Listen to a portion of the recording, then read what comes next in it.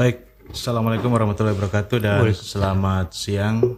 Salam sejahtera untuk kita semua. Selamat datang di Makassar, Prof. Thomas. Baik. Prof. Thomas informasinya adalah seorang guru besar di bidang ekonomi dari Universitas Negeri Jakarta dan beliau pada saat ini juga adalah ketua umum dari Asosiasi Badan Penyelenggara Perguruan Tinggi Swasta Indonesia, dan pada hari ini Universitas Bosowa menjadi tuan rumah dari penyelenggaraan musyawarah wilayah sebagai dalam posisinya sebagai tuan rumah. Tadi dalam diskusi yang diselenggarakan di lantai 9, Prof, kira-kira apa yang menjadi tujuan dari penyelenggaraan kegiatan yang tadi itu, Prof? Ya. Silakan, Prof. Baik, ada 2 event pada hari ini, event besar yang diadakan di Universitas Bosowa. Yang pertama berkaitan dengan uji publik tentang RUU Sistem Pendidikan Nasional. Ya, Prof. Kepala Lembaga Layanan Dikti, Bapak Dr. Andes Andi Lukman, juga sebagai pembicara. Kami berdua pada saat itu yang pada hakikatnya sejak RUU ini dilontarkan ke masyarakat, jadi ada tiga versi RUU Signas, versi Mei, versi 18 Agustus, versi 28 Agustus. Secara prinsip asosiasi kami, APBTSI, memang banyak hal yang tidak sependapat. Ya. Ketiga versi kami tidak sependapat, karena kami berpendapat RUU Signas itu sangat liberal, tidak cocok dengan tingkat perkembangan dunia pendidikan kita, sangat liberal. Yang kedua, RUU itu sangat etatisme yang menonjol, serba pemerintah, serba negara, serba negara, itu yang kita tidak cocok. Yang ketiga masih tetap diskriminasi antara PTS dan PTN. Yang keempat, kurang memberikan penghargaan kepada badan penyelenggara sebagai pendiri dan pengelola dari universitas. Misalnya PTS itu didirikan oleh badan penyelenggara, yayasan pada umumnya. Baik. Tapi di dalam RUU ada ketentuan pemerintah berhak menutup. Tentu kami keberatan. Yang berhak menutup itu adalah yayasan sebagai pendiri, betul, sebagai pengelola. Kalau mencabut izin, ya silakan saja, tidak apa-apa, karena izin diberikan oleh pemerintah. Tapi kalau menutup, itu pemerintah tidak berhak untuk itu. Yang keempat, kita mohon kepada pemerintah dan DPR itu mengakui hak sejarah dari badan penyelenggara. Iya. Betul. Lalu prinsip yang kelima yang kami mohon itu jangan menuju ke arah keseragaman, tapi keberagaman. Itu yang karena masing-masing punya sejarah sendiri, masing-masing punya visi sendiri, punya misi sendiri. Jadi jangan menuju ke arah keseragaman. Karena negara dan bangsa ini juga didirikan berdasarkan prinsip kemajemukan. Betul, Bang. Jadi multikultural, multi agama dan macam-macam itu tetap kita mohon dilakukan penghargaan, dan oleh karena itu kami menyarankan RUU Signas tolong diperbaiki. Iya, Bro. Diperbaiki, dan berikutnya kita sampaikan kepada pemerintah dan DPR pembahasan masalah yang sangat prinsip, karena bagi kami asosiasi pendidikan itu merupakan roh proklamasi. Betul-betul roh proklamasi, tidak boleh sembarangan. Oleh karena itu harus betul-betul ditinjau secara mendalam. Betul. Masyarakat luas harus diberikan kesempatan memberikan tanggapan. Dan asosiasi BPPTSI kami tegas meminta jangan dibahas oleh pemerintahan yang sekarang. Oh begitu bro. Karena tahun depan itu sudah tahun politik. Semua orang udah bicara soal politik. DPR juga orang udah nggak mikirkan lagi yang gitu-gituan. Ya, bro. Mereka menghadapi konstituen. Betul. Kita minta biarlah nanti undang-undang Sisdiknas itu dibahas oleh pemerintahan yang baru hasil 2024. Itu saja kira-kira. Siap bro. Jadi kira-kira yang saya bisa tangkap dari penjelasan pertama dari Prof. Thomas ini adalah ada misi besar yang dilaksanakan dalam pertemuan tadi. Ya. Bahwa banyak ternyata ketidaksepakatan dalam merespon munculnya atau kemudian diwacanakannya RUU Sisdiknas yang akan diterbitkan oleh pemerintah Dan DPR betul. Nah ini memang menjadi polemik ya Prof, karena beberapa bulan terakhir ini banyak sekali yang terutama dari badan ini ya, badan penyelenggara. Ini banyak sekali yang tidak berkenan kiranya, terutama dalam itu Prof, yang paling kentara dan yang paling pertama kelihatan itu adalah persoalan lembaga akreditasi mandiri itu Prof. Saya dengar juga, membaca juga di media bahwa ternyata katakanlah asosiasi seperti Aptisi juga itu teriak-teriak juga Prof. Nah ini bagaimana menurut pendapat Prof. Thomas ke depan di 2023 atau mungkin ke depannya lagi, apakah layak lembaga akreditasi mandiri ini juga menjadi bagian yang ikut ditinjau kembali bersama dengan RUU Sisdiknas ke depan ini Prof? Ya, sangat setuju. Jadi ada 3 hal yang sering diributkan. Baik Prof. 1, keberadaan BAN PT. 2, keberadaan LAM, Lembaga Akreditasi Mandiri. 3, mengenai jalur mandiri. Keberadaan BAN diatur di dalam pasal 55 ayat 1 sampai dengan ayat 3 dari Undang-Undang nomor 12 tahun 2012. Yang lama Prof ya. Yang sekarang masih berlaku. Yang sekarang berlaku Prof ya. LAM diatur di dalam pasal 55 ayat 5 sampai dengan ayat 7. Jalur mandiri diatur di dalam pasal 73 ayat 1 dari undang-undang yang sama. Kami ABPTSI sepakat di dalam praktik baik BAN, LAM dan lain sebagainya itu memang banyak masalah. Maka harus diadakan penataan kembali. Bagi ABPTSI senantiasa menyampaikan pandangan-pandangan secara tertulis. Betul. Tidak melalui rame-rame. Tidak punya ABPTSI budaya demo-demo, enggak ada. Yang ada adalah kita dialog dengan pemerintah. Betul. Kita dialog dengan DPR dengan menyampaikan konsep-konsep tertulis. Mengenai jalur mandiri yang sudah yang senantiasa direbutkan, itu tercantum di dalam Undang Nomor 12 tahun 2012 pasal 73 ayat 1 eksplisit termasuk penjelasannya. Jika kita memperbaiki masalah BAN, masalah akreditasi oleh LAM, masalah jalur mandiri, nanti kita selesaikan di dalam RUU yang dalam undang-undang yang baru tentang sistem pendidikan nasional.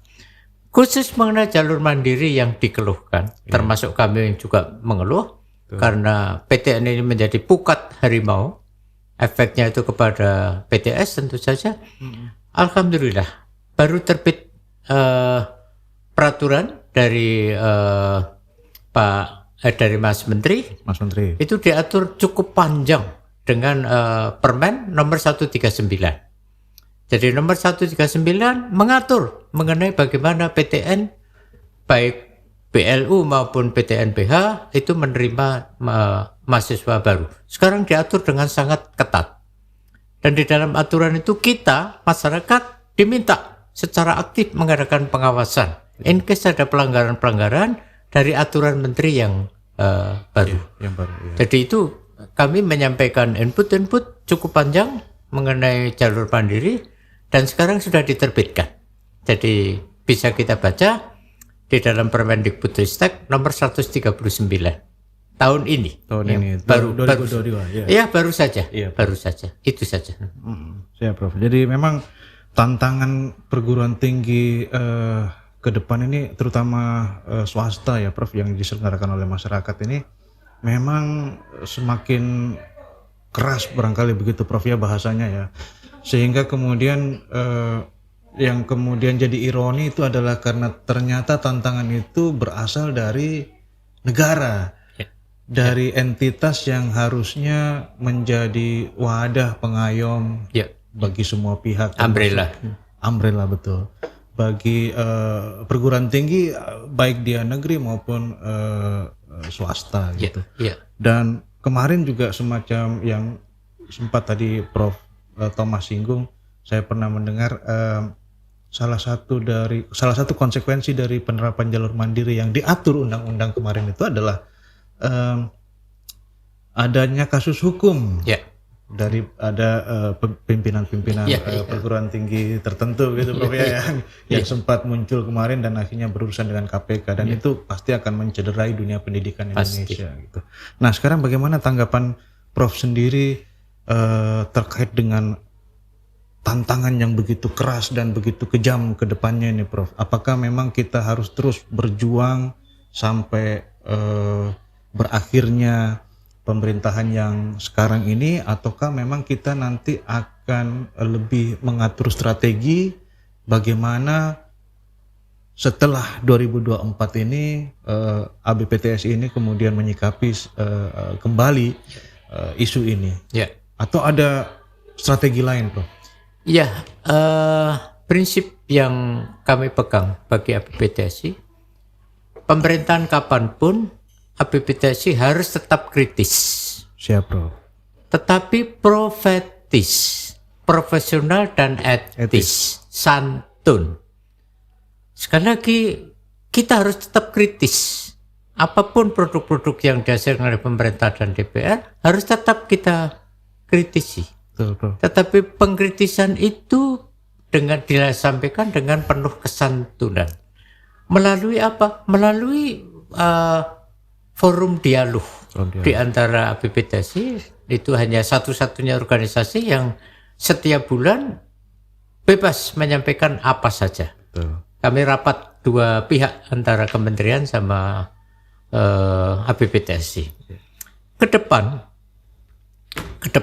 apapun aturan yang akan ditetapkan, tetap jangan melanggar 5 prinsip tadi. Tidak boleh liberal, tidak boleh etatisme, tidak boleh diskriminasi, mengakui keberagaman, yang kelima mengakui hak sejarah dari badan penyelenggara. Itu saja yang kita pegang ke depan. Jika aturan-aturan apapun itu bertentangan dengan 5 prinsip, pasti kami lawan, seperti halnya kami pernah melawan pemerintah dan DPR ketika undang-undang PHP lahir dan semua yayasan ditutup, dibubarkan. Kami tetap, dan itu pemerintah tahu betul sikap kami, tapi tidak melalui forum-forum demo. Dialogis kami. Jadi apakah pemerintahan yang sekarang tersisa 2 tahun ini maupun pemerintahan siapapun nantinya, kami tetap kritis. Tetap kritis. Dengan strategi yang berbeda daripada sekedar melakukan aksi demonstrasi dan lain sebagainya gitu ya. Ya, kami senantiasa konsepsional. Konsepsional, betul. Jadi misalnya RUU Sidiknas. Betul, ya. Kami menyampaikan tanggapan 43 halaman. Mulai naskah akademik. Kami tanggapi. Mengenai jalur mandiri, kami menyampaikan 23 halaman.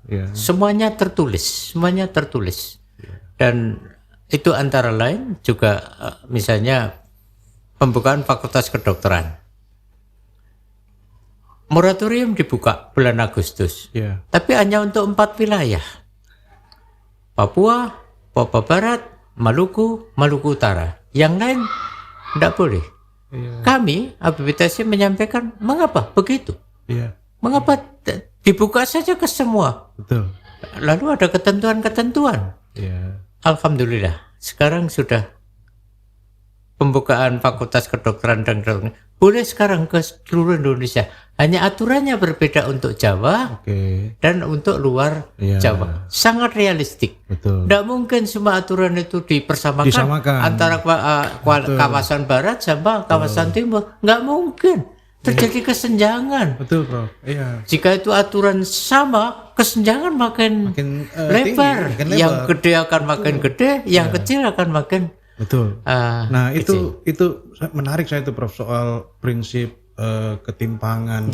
Ya kesenjangan pendidikan, akses terutama terhadap pendidikan di antara Indonesia Timur dengan Indonesia Barat ini kan kita nggak bisa menutup mata. Iya. Dan upaya pemerintah juga masih kurang dirasakan dampaknya begitu, sehingga kemudian kajian-kajian yang konsepsional tadi menurut Prof Thomas itu saya kira sangat penting untuk terus digalakkan dan terus dilaksanakan. Nah, ini kan Prof Thomas lagi di Makassar nih, Prof. Prof Thomas mengenal Bapak Aksa Mahmud sebagai ketua yayasan atau owner dari Universitas Boswa ya, Prof ya? Iya. Bagaimana menurut tanggapan Prof Thomas tentang Pak Aksa? Ya, Pak Aksa ini orangnya sangat visioner. Melihatnya ke depan, diteruskan dengan Ananda. Jadi Pak Aksa itu terus terang dulu satu organisasi sama saya karena beliau itu orang soksi. Oh, baik. Pak Aksa, Pak Amin Malkan Amin main, lalu Pak Amu, Fajar, itu dulu semuanya orang-orang soksi. Jadi saya dekat sama Pak Aksa, ya bukan saja di bidang pendidikan dan di bidang pengusaha. Beliau itu mempunyai visi yang jauh, gitu, Bro. Dan bukan hanya visi untuk dirinya. Senantiasa Pak Aksa ini visi untuk bangsa dan negaranya. Beliau tidak pernah memikirkan mendirikan perguruan tinggi yang besar ini untuk keuntungannya beliau. Pasti tidak. Pak Aksa orang yang sangat idealis. Pertama, sangat idealis. Tapi visioner. Jauh ke depan. Beliau mendirikan ini pasti bukan untuk kepentingan beliau. Pasti untuk kepentingan bangsa dan negara. Di mana sektor pendidikan memang masih perlu berjuang keras kita. Kita sudah ketinggalan sangat jauh dengan negara-negara tetangga, khususnya Singapura, Malaysia, Thailand, itu kita sudah ketinggalan. Kita Asia Tenggara aja, jangan Asia. Sekarang kita sedang berlomba sama Vietnam. Dan beberapa hal, apa artinya dulu Vietnam dibandingkan kita? Ya, betul, Bro. Tapi sekarang kita... Malaysia aja dulu ngirim. Malaysia guru-guru dari Indonesia semua dulu, dosen-dosen juga. Malaysia ngimpor guru dari Indonesia. Apalagi teknik sekolah tinggi Universitas Tekniknya di Johor itu. Dulu 131 dari ITB. Nah, sekarang udah jauh ketinggalan kita. Jadi khusus mengenai Pak Aksa, orangnya sangat idealis. Tapi pandangannya ke depan, sangat visioner, dan tepat sekali untuk beberapa kegiatan sudah diserahkan kepada Ananda, bukan lagi Pak Aksa. Apalagi namanya tadi itu mungkin pendapatnya Prof Thomas tentang Pak Aksa. Sekarang bagaimana pendapatnya Prof Thomas tentang Yayasan Aksa Mahmud? Yayasannya, Prof, yang bukan hanya memiliki Universitas Boswa, tapi juga menaungi Politeknik Boswa, kemudian ada beberapa sekolah menengah dan dasar, bahkan ada yang kindergarten itu di sekolah alam. Itu menurut Prof Thomas gimana itu? Saya kira bagus sekali, dan itu terus dikembangkan. Yang penting itu mendapatkan dukungan sepenuhnya dari keluarga. Karena keluarga itu juga nanti akan menjadi generasi penerus. Dan kita berharap semua keluarga Pak Aksa, khususnya para putra-putrinya, itu betul-betul dapat menangkap dan memahami ide dasar dari Pak Aksa di bidang pendidikan yang sangat visioner itu. Jadi saya tuh khawatir kalau masih anak-anak biasanya masih rukun, tidak ada masalah. Tapi kalau sudah cucu, jika tidak sejak awal itu betul-betul ditanamkan visi, mimpi Pak Aksa di bidang pendidikan, nanti kalau sudah cucu itu menjadi lain tujuannya. Nah ini tentu kita berharap putra putri tetap rukun sampai dengan nanti kalau sudah sampai cucu-cucu Pak Aksa itu juga tetap rukun. Karena kalau enggak, ide besar dari Pak Aksa di bidang pendidikan utamanya mulai PAUD sampai dengan pendidikan tinggi nanti akan mengalami banyak konflik atau problematik. Itu saja. Ya, itu memang penyelenggaraan pendidikan oleh masyarakat ini memang ada dilematisnya juga ya Prof. Artinya manajemen, di sisi yang lain juga hubungan dengan eksternal seperti apa, hubungan dengan pemerintah seperti apa gitu.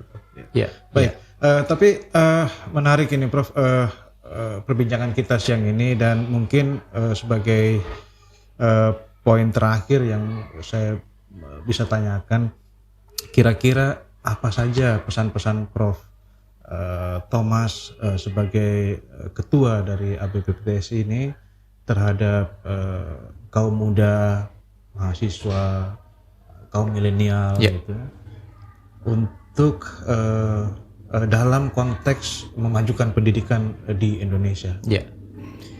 Jadi apapun dalam masa disrupsi pada saat ini dan revolusi industri, tidak ada opsi lain kecuali kita kolaborasi. Dan sinergi Prof ya. Sinergisitas, koordinasi dan kolaborasi, tidak ada opsi lain. Tidak boleh ada yang merasa lebih tinggi dan ada yang merasa diperlakukan tidak adil. Jadi ini semua kita total football.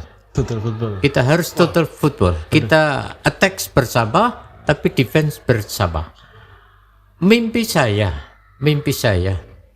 karena saya masuk di sini sejak tahun 62. Tahun 62 saya masuk di, terus terang mertua saya gubernur di sini dulu ya. Jadi tahun 50-an itu gubernur di sini. Jadi mimpi saya di Sulawesi Selatan khususnya harus makin banyak perguruan tinggi unggul.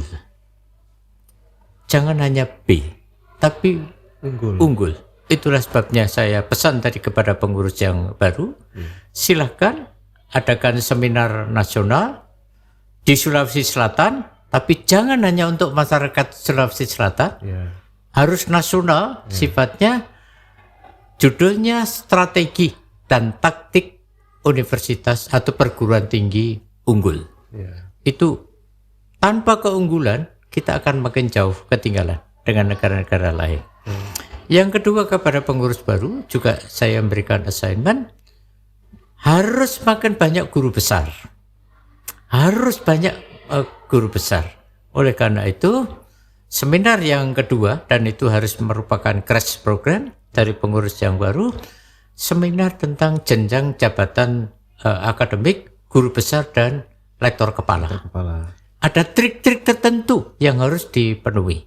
Saya mengatakan tadi, nanti semua pakar-pakar itu akan saya datangkan dari Jakarta dan dari Bandung, tapi saya pesan wanti-wanti, jangan hanya untuk masyarakat Sulawesi Selatan. Untuk Indonesia. Untuk Indonesia. Jangan berpikir, objektif. Makassar ini berada di kawasan timur, tapi jangan disamakan dong.